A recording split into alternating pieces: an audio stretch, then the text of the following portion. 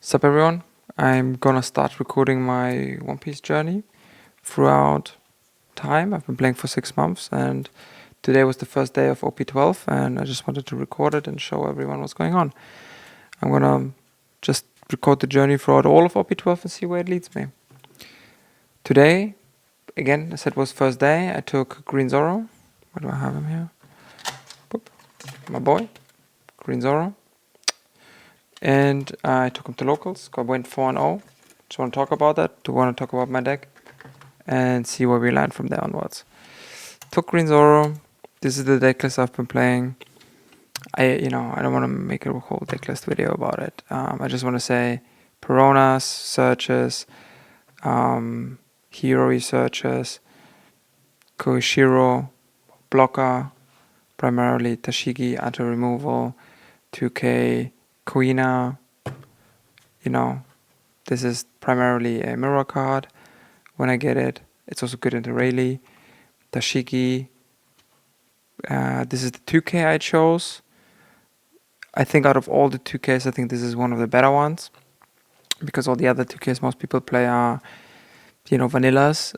This actually does something. It rests a 5, right?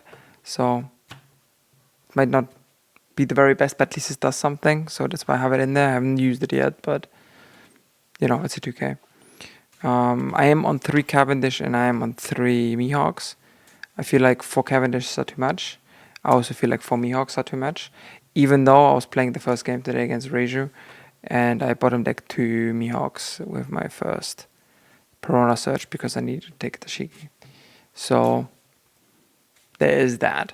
But I have not felt like I need the 4th Mihawk and I have not felt like I need the 4th Cavendish. Got the DMG event 2 times.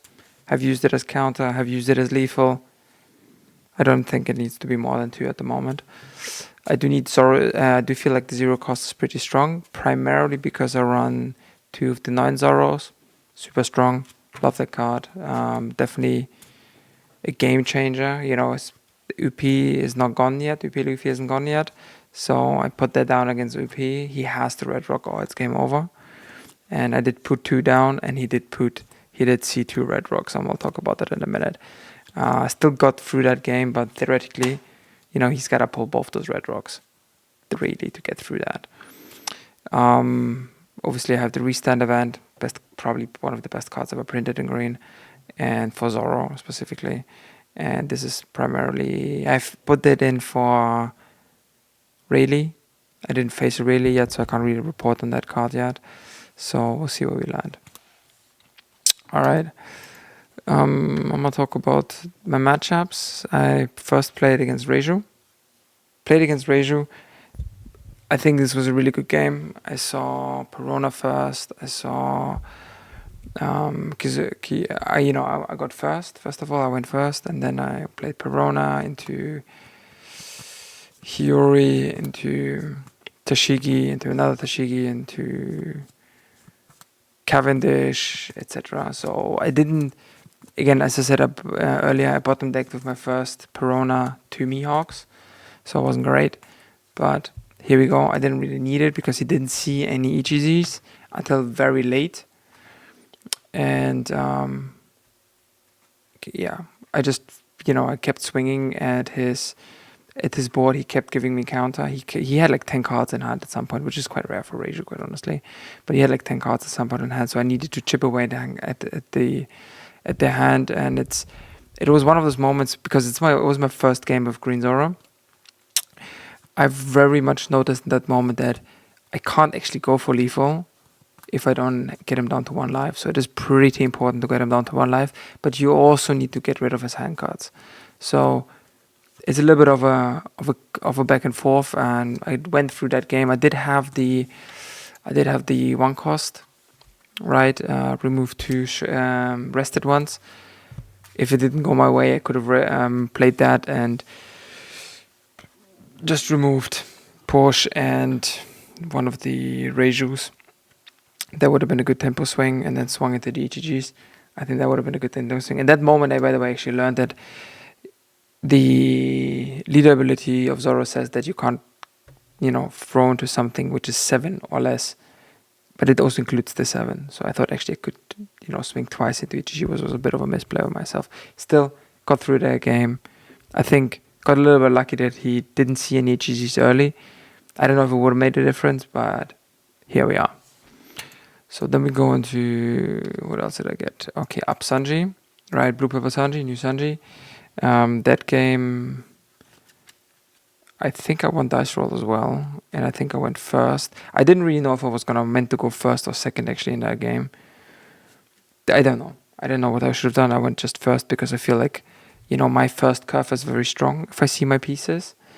And I didn't mulligan my hand against him because it was playable, but it wasn't great because on my mulligan hand was Perona, Kiyoshiro, and then the rest was just counter and useless cards, right? I felt like if I whiffed that search with Perona, it might have been a problem. But I still kind of had 1, 2. So I had my first 1 Dawn turn, I had my 3 Dawn turn play, and then I still have 2 cards to draw, and I probably was going to take a life. Was I? No, I was not going to take a life. I was just going to get 2 cards.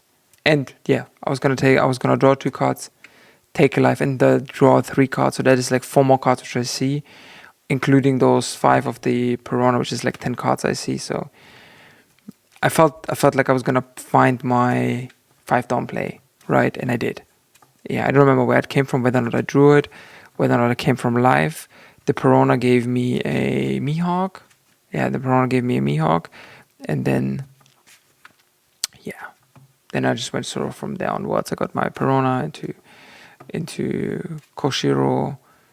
And then at some point again, and then on 5 I played the Tashigi again. And yeah, got my curve, did really well out. He kept 4 Dawn up every single time when I was playing him. It was a little weird. I know he sort of is looking for that event, right, to make sure that I don't, because he doesn't have any blockers really in there. Didn't really feel like it was that big of a deal, right? I don't know, like he kept 4 up all the time. I don't know if that was good on management or not, but here we go. Just got through it really well. I kept swinging also. One thing which I learned, like again, he was having so many cards in hand. He had so many events in hand. It's just I needed to get his hands out. So I kept swinging into his Reiju. I kept swinging into his Jozu. I kept swinging into his different things just to get cards out of his hand to then prepare for lethal. It's again really noticing that like Zoro is really strong in finishing the game, but you need to be on 1. He needs to have 1 life. The opponent needs to have 1 life, which is easy which is actually quite doable on a 4 life leader. Then what was the next match I have? I had Pluffy. That was a strong one.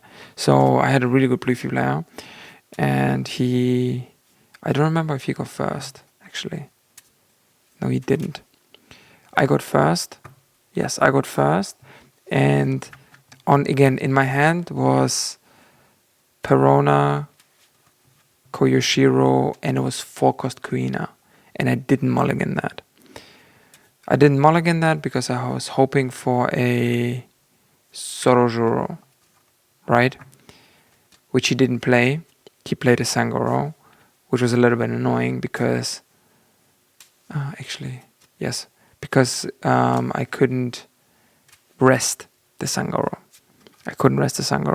I think it was still right to keep that hand because it's a playable hand and then you can draw something worse. I'm just not a fan of like mulliganing everything away. When I have a playable hand, I like to keep it. But I really, really, really needed to see that Tashiki early because that Sangoro stuck around for longer than it should have. And then he went Luffy Taro into Zoro, and they just kind of went in there. But he kept taking life, so I was okay with that. I kept swinging into his characters. He kept giving me lots.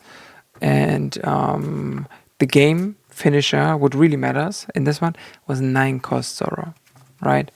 This boy right here.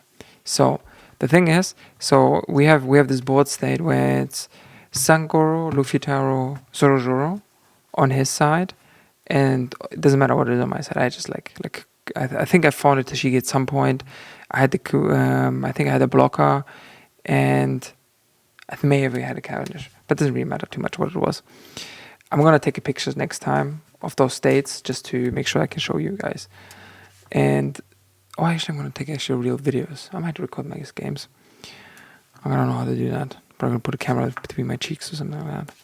Anyways, I put down in that state when he had Sangoro, Luffy-Taro, Zoro, and he had one up, right? I think he was on 2-1 life, something like that.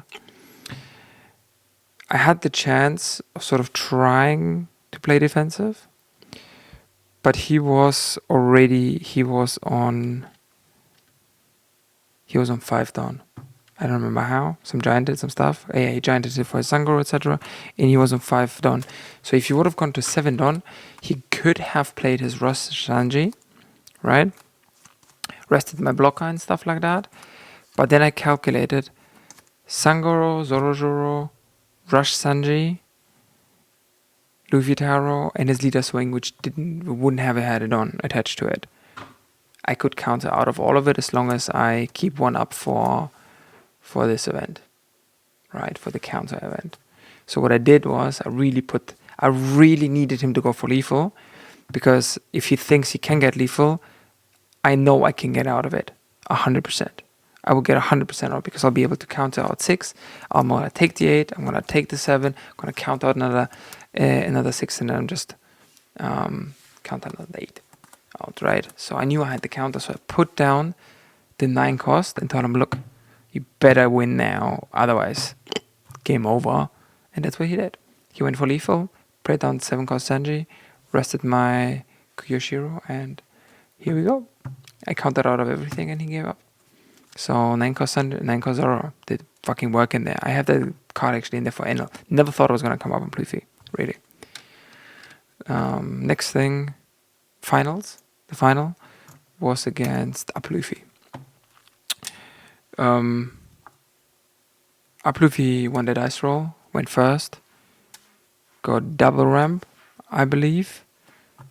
Yes, I think he ramped with Bonkley and he ramped with Thunderbagua once. And I want to tell you right now, Aplufi is not dead in any shape or form. Aplufi is not dead. That guy is still around. He played Bonkley, he played Nami, he played another Nami, he played Mihawk to bottom deck my Cavendish, I believe it was. He played... Yeah, so the board state, sort of the turning point on the board state was he had Nami, and I was on my 6th dawn turn, right? And I have Kuina, right? I have Kuina on the field. She's standing. So what I do is I play DMG, play out for 4 dawn on my 6. Have 2 left open, right? Rest the Nami, rest one of his dawns, then attach 3 to Zoro, which makes him an 8. Take the other 2, which I've still left over from the 4, make him a 10, and go 10 into Nami, 10 into lead, which cleared out the Nami. That Nami gone mid-game was super important. It was really important that I get rid of that Nami, because not only did Kuina eat after that attack of Aplufi, it just also... it also got rid of one of the blockers, which eventually would become a problem. So I just got rid of that early. And then he played a Mihawk, he played another Nami, Bonkless, all of that kind of stuff came afterwards. And then I played 9 cost and told him, look, I put a 9 cost down. And this was a great play, by the way, because I had the Cavendish on board. And I went 9 cost, had 1 open, right? Because it cost 9 on a 10 on turn. Swung Cavendish 6 into Luffy, which he fucking hates. Put 2 back up and then put 3 on my leader when 8-8. It was just disgusting, right? But that 9 cost there meant lethal immediately in the next round.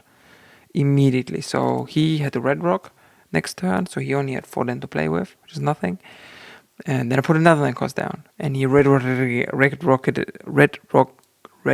it again. Damn. I'm gonna find really both red rocks. Alright, boy. Not bad. And after that turn, I played a Mihawk, and he went for lethal with Rush Sanji, swung out, I think, but he did keep the Nami up. And I played my event, the second one, the MG event, rested Nami, rested Dawn, and just went for lethal, and worked up. I think I had restand. I think I had Mihawks, swung one Mihawk, swung him, restand, swung him again, and that was the end of it, and I won all of it. So really, really. Oh, and then in one of those situations, I also drew 0 cost out of life, and then needed that for counter, which was really, really good. So really happy with all the cards in here. Toshigi came in handy against Up Luffy. Kyoshiro is always a good, just a jump blocker, always good. Get him out there. I haven't used his effect yet because nothing was KO'd. There was no KO effects played against me, but he came in just always really useful. Protected my Kuina once, by the way, which allowed her to live for one more turn, which was pretty important.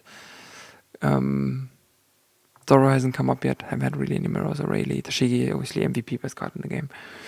Need that every time. He hasn't come up just as a 2k at the moment. Cavendish, very useful, but you can only have 1 on board, so that's why I don't need 4. That same thing goes for Mihawk. You're rarely going to play more than 1.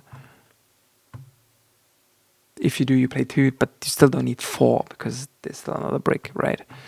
DMG event 2 was just enough. I used it for counter twice. Really useful, so you don't always need to use it for offense. You can definitely use it for defense. 0 cost came in handy.